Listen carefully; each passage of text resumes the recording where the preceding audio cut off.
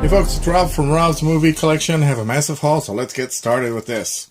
First of all, from Barnes & Noble, I got Meet Me in St. Louis, the Judy Garland classic musical from MGM. 2-disc special edition. We wanted to get this one for a long time, and finally it was 40% off, so hell yeah, I grabbed it. Over at Walmart, Hercules continues my love-hate relationship with Disney, big bloodsuckers, but then they make good movies, so I grabbed that one. I've always enjoyed Hercules. Mrs. Doubtfire, could have sworn I had this, just like Meet Me in St. Louis. I've always wanted it, so grab that one from my Robin Williams collection. And Mary Poppins, the limited steelbook collector steelbook, Blu-ray, DVD, digital code. Found it for $9.99. I assume it was because, Mary Poppins was out and also they were promoting that, so that's always a good thing. But I didn't have Mary Poppins. Could have sworn I had it. Go figure. Let's see. Next up, the BFG, Big Friendly Giant. Never seen it, but Spielberg is my favorite filmmaker, and somehow I don't always get around to watching movies, I guess. Ironic, isn't it? But I got to get better at that, and definitely with Spielberg, because he is my favorite, and this is kind of his forte. So, next up, I think I got this at Walmart, Tales from the Dark Side, the movie. I used to watch the TV show, and I kind of remember this movie. I remember there being a gargoyle in it, and there he is. I think that's him there. So I grabbed that one. Also got The Huntsman, Winter's War. Again, I thought I had it, but I have the first one, so I grabbed this one. I actually kind of like this one in a way better. Let's see. And off of Amazon, I got this movie, Nate and Hayes. This is an adventure movie from the 80s. I remember seeing this, and it was a lot of fun. And I got it because I wanted to see it again, but also because I'm preparing an adventure video of adventure movies in the near future, so I wanted to get that. This next one is many thanks to Alan from Kermit's Ghost. He was showing his movie collection, and he was on the H's, and he came across this one called Hell Comes to Frogtown. And I was like, wait a minute, what the heck is that? I've got to find out more about this. So I watched the trailer, and it's just hilarious. Very cheesy stuff, so I figured, I got to have this. So I couldn't find it on its own, but I found it in this double feature with something else called DEFCON 4, Defense Condition, which looks like another type of sci-fi cheesy movie, so hopefully. So 2 for 1. So thank you to Alan for turning me on to this movie, because this is just bound to be really good, so we'll see about that. Hopefully I'll enjoy that a lot. Next up, I got some stuff from my library's bookstore. Used stuff, but always a gold mine. People who don't donate there, I've said it before, just really take good care of their stuff. So I got this one called Salmon Fishing in the Yemen with Emily Blunt and Ewan McGregor. I love these two actors. Saw this once. It was pretty good. It was nice and quiet, and a character-driven film, which is nice to get every once in a while to break up the whole explosions and superhero stuff.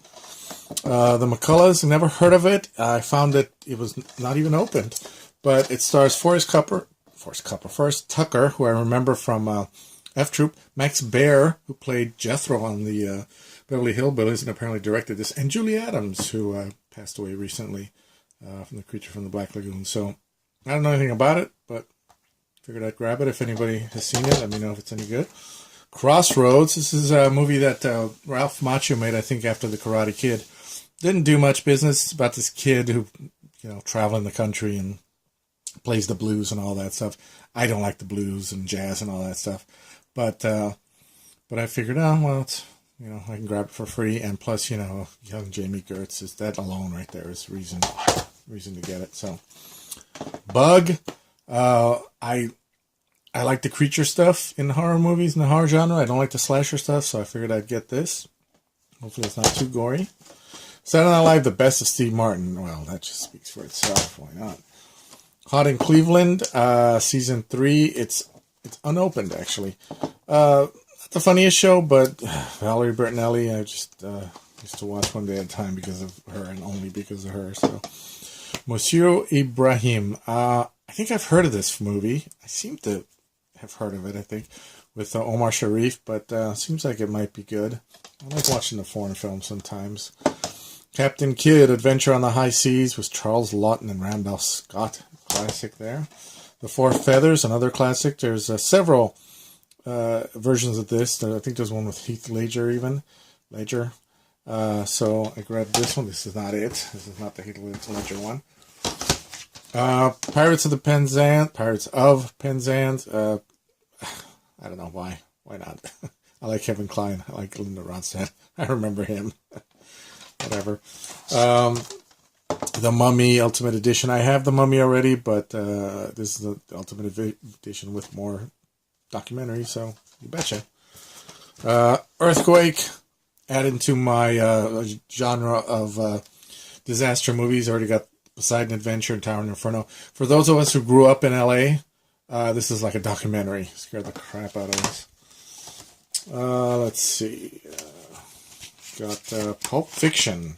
I'm not seeing it. I'm fixing the thing here. There you go. Pulp Fiction, the collector's edition. Didn't have that one. Punch Drunk Love. This is an Adam Sandler film, 2-disc special edition. Very different for him, not the usual kind of dumb comedy he makes. Interesting film, not a hilarious film, but interesting step for him that kind of shows what direction he could have gone, but didn't. In a way, I'm glad he didn't, because I wouldn't have my dumb movie collection then if he did. But Top Gun, didn't have it. I don't know, but I'd get it. Okay. And Castle, first season of Castle. I like Nathan Fillion a lot. He's a fun actor. He's good to watch. I've always wanted to watch this show and never had the chance. I was either working or I just, they moved it around, or I just couldn't find it half the time. I just come across it occasionally. So I'm glad I found that. But not only did I just find this one, can't talk tonight. I also got the second season, third season, fourth season, don't stop me now, fifth season, sixth season, and yes, seventh season of Castle all at once. So I found 7 full seasons of Castle. Oh, the binge watching that shall occur. So hopefully that'll be good. I went to Big Lots. Got Bad Words for $3. First time I saw it, I didn't really like it that much, but I've been watching it on TBS and it's been growing on me, so I figured I'd grab it. Dead in Tombstone. I've heard this is like a horror Western type thing, and I like Danny Trejo, so I figured I'd try it out. I don't know how bloody it is. Hopefully it's not too bloody. And they also had the sequel, Dead Again in Tombstone, for $3. Then I found this one, Werewolf, the Beast Among Us. I like werewolf movies. I seen this over at Walmart for like more than $10, something like $14.99, and I found it for $3 here on Blu-ray. So yeah, Daredevil for $3.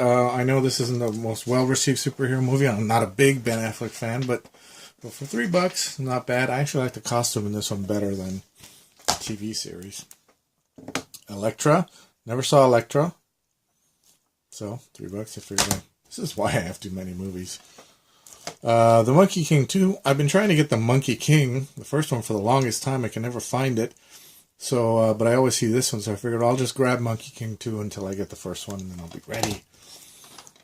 Kung Fu Panda. These are the little shorts. They always make little shorts with these cartoons and release them, and I like Kung Fu Panda. Jack Black's really funny.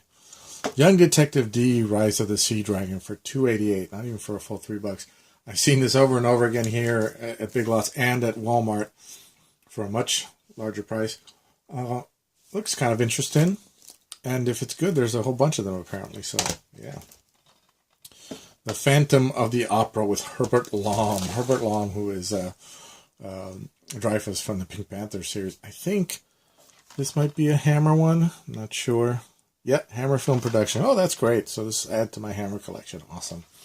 And then, just today, I went to Big Lots during my lunch. And lo and behold, I came across this. The Alien Anthology for $5. This is on Blu-ray. All 4 Alien movies. I don't really like Alien 3 anyway, but it's there. Alien, Aliens, Alien 3, and Alien Resurrection. 6-disc set for $5.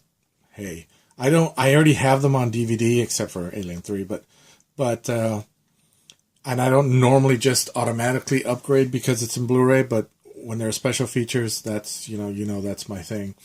Over 60 hours of special features, so yeah, absolutely. And there was only 2 of them, so I definitely grabbed this one. And so check out Big Lots. Hey, you know what? If you're lucky and if you're dedicated to searching and you have absolutely no life to speak of, you may also find something like this. So there you go. Now, a couple of weeks back, I went to WonderCon here in Anaheim, big comic book collection. I'm sure you've all watched my video on it by now. And normally I walk around a lot and I don't really buy anything, but this time I wanted to buy some stuff. I wanted to get something. And I came across a couple of things, so I wanted to show you. I'm a big soundtrack guy, and I came across this soundtrack guy that had a bunch of good stuff. The Egyptian, music by Alfred Newman and Bernard Herrmann. If you don't know Bernard Herrmann, I don't have time to go into it right on this video, but I will hopefully make a video of him someday. So many, Hitchcock films, Ray Harryhausen films. He's great. And Alfred Newman is a great one too. So, got the Egyptian, the Fall of the Roman Empire, Dmitri Tiomkin, great composer, maybe one of the greats. The Day the Earth Stood Still, again, Bernard Herrmann. This is a great soundtrack, fantastic film. Rio Lobo. I love John Wayne movies, big John Wayne fan.